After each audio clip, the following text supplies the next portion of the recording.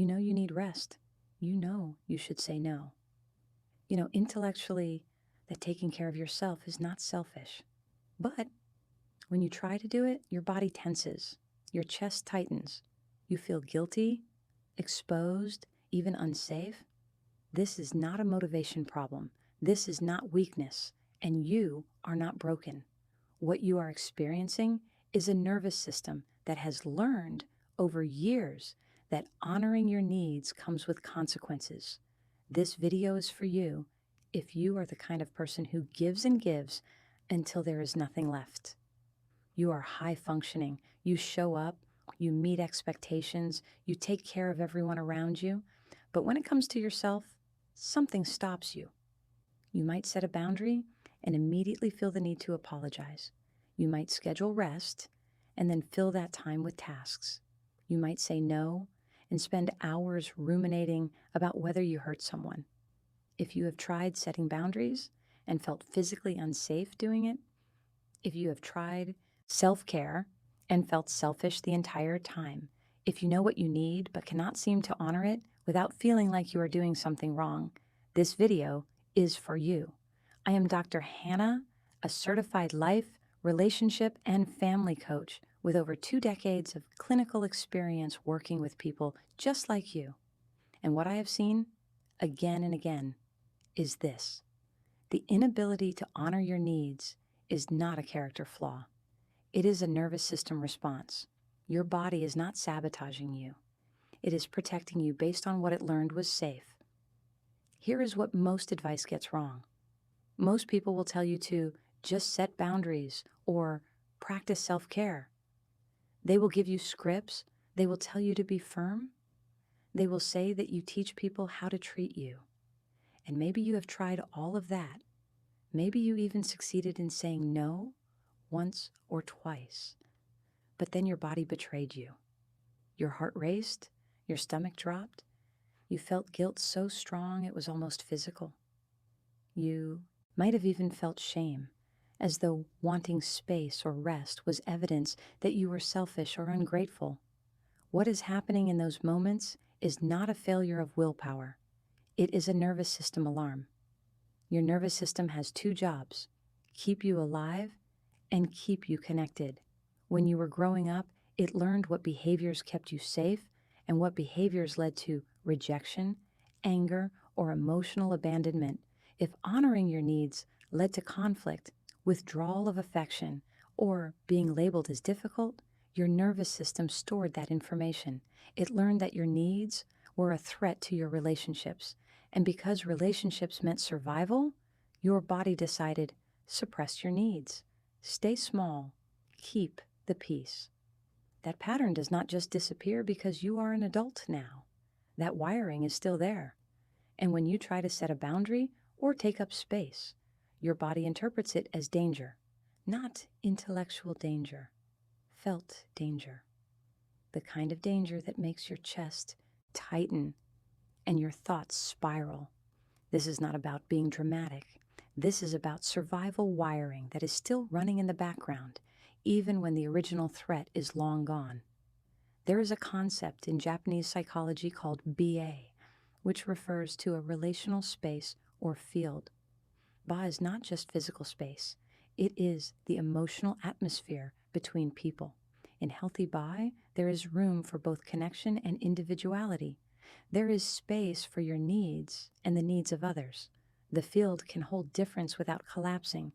But if you grew up in a BA, where your needs disrupted the relational field, where expressing discomfort led to tension or punishment, your nervous system learned that your presence, your voice, your needs were a disruption. Your body learned that to preserve the BA, you had to erase yourself. And now, even when you are in healthier relationships, even when you are alone, that old wiring activates. Your body still feels like honoring your needs will collapse the relational field. This is why boundary setting feels so dangerous. It is not just about saying no. It is about challenging a deeply embedded belief that your needs threaten connection. Let me say this clearly. There is nothing wrong with you. If setting a boundary makes your body feel like it is under threat, that is not evidence of weakness. That is evidence of how much you had to adapt to stay safe. Your response makes sense. It is not irrational. It is not dramatic. It is not a sign that you are too sensitive or too needy. Your nervous system is doing exactly what it was trained to do: protect you from rejection and abandonment. And the fact that you are watching this video, the fact that you are trying to understand why honoring your needs feels so hard, that is not failure. That is courage. Slowness is not failure. Struggling is not failure. Feeling unsafe in your own body when you try to take up space is not failure. It is information. And today, we are going to work with that information, not against it. So, what does it actually look like to honor your needs when your nervous system is screaming that it is not safe? First, we stop trying to override the alarm. We stop trying to force ourselves to feel safe when we do not. Instead, we work with the nervous system, not against it. Here is what that looks like in practice. Step 1. Name the alarm without judgment. When you notice your body reacting, pause. Do not try to talk yourself out of it.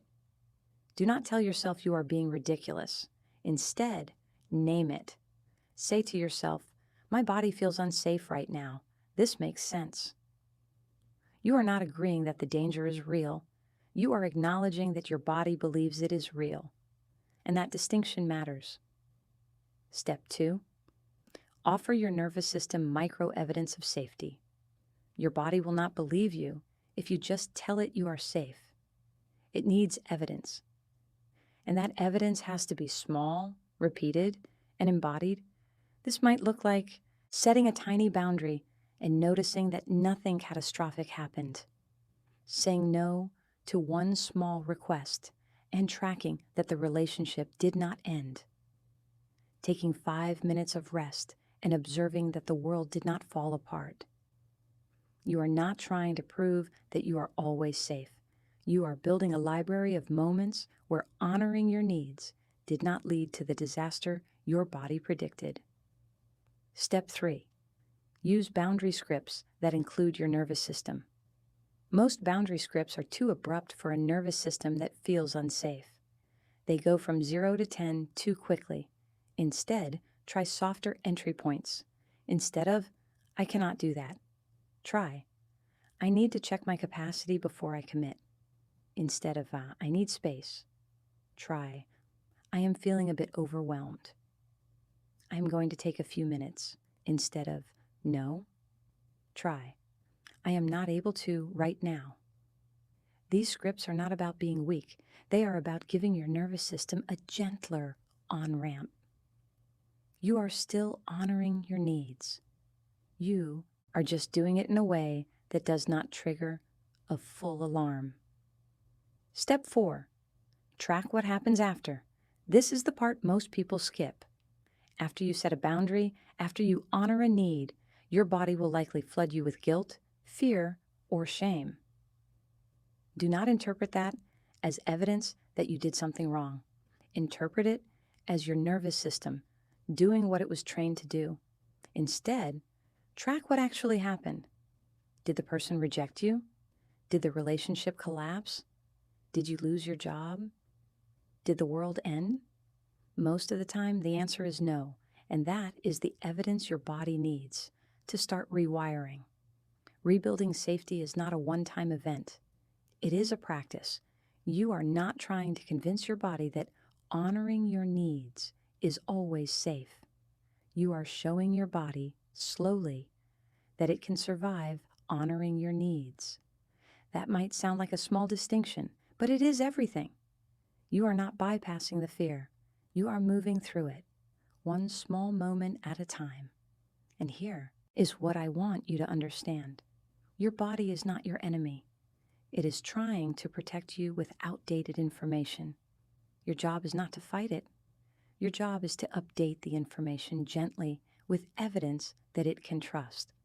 This is slow work. It is quiet work. It will not feel like a breakthrough moment. It will feel like small shifts that accumulate over time. And that is exactly what healing looks like. Today is about understanding. Today is about seeing why honoring your needs feels so unsafe and recognizing that your response is not a flaw. But understanding is only the first step. In the next video, we are going to talk about how to move forward without forcing change, how to rebuild safety in your body without pretending the alarm is not there, how to honor your needs in relationships without collapsing under the weight of guilt. Because the goal is not to become someone who never feels fear. The goal is to become someone who can honor their needs, even when fear is present. If you want clarity, not motivation, subscribe. If you are done fighting yourself and ready to understand what is actually happening in your nervous system, subscribe. This is not about fixing yourself. This is about coming home to yourself. And that takes time. I will see you in the next video.